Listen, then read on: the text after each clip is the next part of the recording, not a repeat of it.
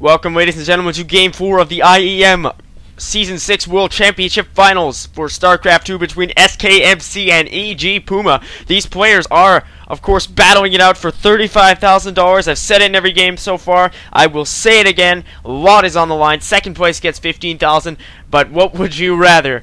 And I'm sure Puma has his eyes on the prize, because if he takes this game, he takes the $35,000. It is within his grasp. He took games 2 and 3 after MC grabbed game number 1 to a faked proxy barracks. Games 2 and 3 both went to Puma decisively because of his excellent drop play. As MC hit him hard with Colossi, Stalkers, Zealots, Sentries, Puma was ready. He split his force, and he used in game 2, he used SCVs in a factory to absorb fire from the main Protoss force, and then, meanwhile, his siege tanks and marines and marauders pounded them and held them off, and all the while, Puma dropped with around 3 medevacs in each game. Of course, games 2 and 3 were very resemblant, and won. So MC is gonna have to turn something around. He got, I would say, somewhat lucky in game 1, because Puma went for that fake proxy barracks. It failed. It backfired on him as he got the fast expo with the bunker, but just did not have enough to hold it off. And some early sentry pressure killed around 20 SCVs. That was the reason Puma lost that game. So let us see if MC has the skill. We know he's a fantastic StarCraft 2 player. Let's see if he has the skill to turn this series around to force a Game 5. It is 2-1 for Puma. Best of 5 series. Not winner take all just yet, but in the 5th game it would be winner take all. And so for both players now, just traditional openers. The wall from Puma, the gateway from MC. He's going for this gas, and the pylon behind his mineral line. Not sure why he would go for this. Probably just to have some power back there and get some photon cannons late game if he's anticipating air or just vision behind the mineral line for those drops. Because cannons, that is true. Cannons here and here against a small drop force of just maybe 1 medevac could be very, very powerful. MC is already starting to think this for them through. He's got his cybernetics core and will most likely have that proficient warp gate timing, as I saw in the last game. The second that his cybernetics core landed, he had warp gate ready to go. That just shows how much skill this player truly does possess. Now the pro pulling back from MC, as I would imagine Puma would try to establish the fast expo yet again, but there is no command center. Oh, there is a command center in production right here, as always. So Puma is going to continue with what has been working so far, because the end is near for him if he can pull this off.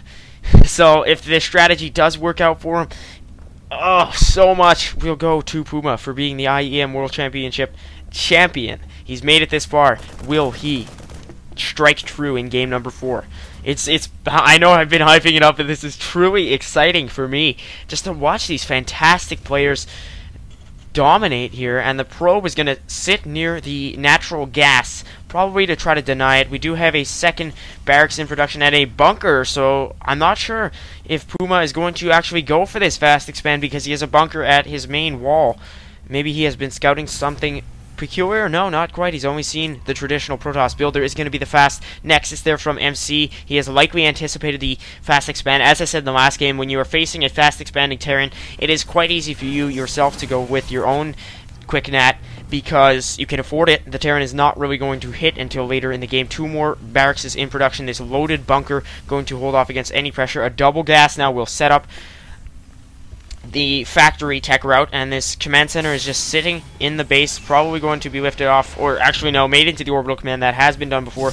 Warp gate on the way from MC. He's building his 2nd and 3rd gateways respectively. We will probably see the robo, as we've seen in most games. The late game Colossi in game 3 fell very fast to the Vikings because they were tied up with the SCVs, as I did mention. Tech lab on one of these barracks, so likely some M&M, or yeah, some M&M.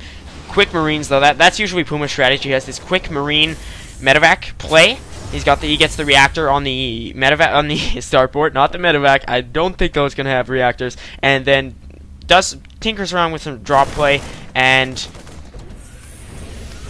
invests in marauders for the late game final push. Now this bunker, I don't see. Oh, he's going to be salvaging it. Okay, reasonable enough for Puma to do. Just destroying this supply depot outside of his ramp, and now going to move the command center out.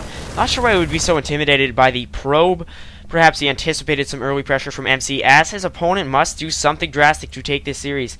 And the probe is going to be moving in here to the third location, and will establish a proxy pylon that did fail in, I believe it was game number 2. MC tried to establish a proxy pylon before pushing onto Puma's main, and it was destroyed quickly as Puma was able to get vision of it. So 2 barracks is in production. Well, 1 finished, 1 producing for Puma. He really wants to hold off this natural. It will, if he loses it, it could cost him the game. No robo yet from MC. He just has the 3-gate expand. I would estimate he will go for some later robo play, starport from our Terran player, and he will probably establish a reactor on the factory as he's done before, and he is doing exactly that. I feel so good about that prediction. The first correct prediction I've made in a little bit. So a supply depot here. So I don't know if Puma's going to go for the Great Wall of Entombed Valley, which is our map. I'm on this map for getting streak. SCV's moving in now against MC's force, but they will not be needed as Puma is able to hold it off with these 2 bunkers. So MC just hovering about. He could have picked off some SCVs, but I guess he would have lost the bulk of his force, as these 2 barracks would have done so much damage. So MC does like to invest in his heavy sentries. I'm not sure if Puma's going to see this, but he's attacking the destructible rocks from the side. Factory's going to land there, though, probably to tank some damage. So is Puma seeing this? Yeah, he can probably see those beams. So no, it's not going to be a full-on surprise attack. The factory's just probably going to land in time there to tank damage. And will it? Oh, it will. And that is just going to hold off SCV's getting ready to mass repair this bunker here against Puma, as he has 2 filled and 1 waiting to be filled. They're all ready to mass repair. 4 Marines entering the 3rd bunker. They are going to inflict some punishment on the Zealots, which are forced back, but this long distance pushing is just going to cost Puma a lot of repair money. As you can see, his economy just slightly stunted by this, and the factory is going to be lifted off here, opening somewhat of a gap for MC to push through. He does have the fast 3rd and 4 more gates on the way, so no visible robo for our Protoss player. No, just 4, 5 gates plus a Twilight count. So now a major engage here as Puma tries to force his Protoss opponent back. He is doing that with SCVs joining the battle as always. Not sure if that's the most economical strategy, but it does tend to tie up ranged units quite well, and this is going to force the Protoss back.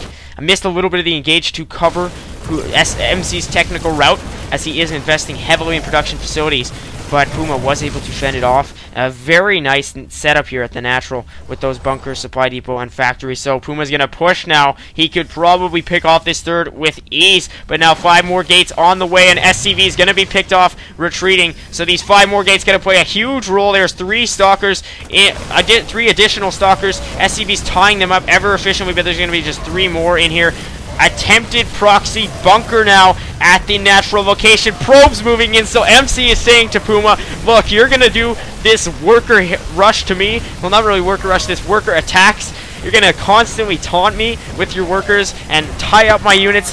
Why don't I do the same? And I love that mentality. It has been quite commonplace among Korean players. If they get cheese, they cheese. And if they get worker attacked, they will worker attack. Tech-wise here for Puma, he has multiple medevacs producing and is pushing now with a sustained Marine force supported by medevacs this time. They will make an essential difference. Concussive shells and marauders on the way. As I said, that late-game, mid-game marauder tech, and the 3rd producing with 2 more barracks. So likely some barracks units. Oh, and MC's unit sustaining some damage to the Marine, but I'm laughing. That was so amusing to see the probe play. I mean, 35 grand's on the line. MC will stop at nothing to come back in this series, and that is what it takes. He sees Puma's attacking with his workers. Well, guess what? He's gonna do it too, and that is the right mindset here. If you can't beat it, join it, and that is exactly what Puma has done. While his opponent does invest in the armor level 1 upgrade with the orbital command coming for his 3rd, a missile turret at 1 location around here, just in the middle, I suppose, to provide him with mobile detection. And here is a medevac loading up, a random SCV dying. Don't know what the symbolism of that is. Probably to scout the army of MC without investing too much in a scan. So Puma, he sees that he knows about the second, does not know about the third. I'm not sure if he will choose to drop the third or the natural. And here are 2 more stalkers warping in at the third location. So Puma has built up this orbital command, and he may lose it on Ghost Academy in production now. So there could be some ghosts on the way here from our Terran player, and he did opt for that in Game 3, if I remember correctly, if I'm not mistaking my games. He did opt for the Ghost Academy. It did not play too much of a role in the game, as he did end up winning in the end, decisively because of the drop, but actually MC has been doing so much damage with this Blink Stalker engage here, and he has just eliminated so very many Marines and Marauders, as I was just rambling on about whether or not Puma got the Ghost Academy in the last game, and now SCV is forced to engage, and Puma's just, oh, he has to sacrifice all of these workers, and oh, this is just painful to watch. This is so resemblant of Game 1. 31 workers killed. This is tearing me up, I have to be honest. Of course not, but that was pretty painful for Puma. 31 workers killed, probably counting 43 workers killed. More SCVs coming in. They're not going to be able to pull off a miracle here. This will be an imminent GG from Puma, and he has not been able to do anything with that intended drop force, as he was forced to pull back. So no drops will save Puma in this game. Just the masked Blink Stalkers, no upgrades needed.